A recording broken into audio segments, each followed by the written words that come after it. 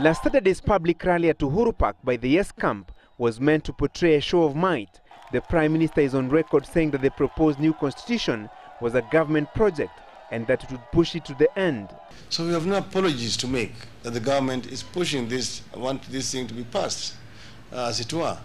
And while meeting the donor community at KICC, the Premier hinted that the government would dip its hand in the public coffers to fund the Yes campaigns and civic education and the proposed new law.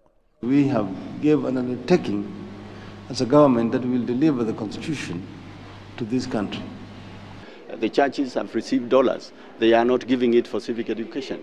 The politicians have their own funding of whatever means. They are not giving it for civic education. But the opponents of the proposed new law, while traversing the Meru region, were quick to cry foul over the Yes campaign kitty. They claim that by declaring the passing of the document a government project, the Green camp already has a head start. Kenyans who vote yes pay taxes. Kenyans who are going to vote no, they pay taxes. How comes the Yes Secretariat has received money from Treasury?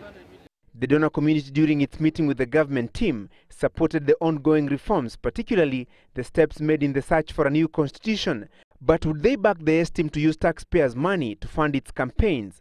And there are provisions for funds to be given to the Committee of Experts, public funds, for civic education, not for pro-yes or pro-no, but to explain to the people what's actually in the draft, so that, again, they can vote based on the facts.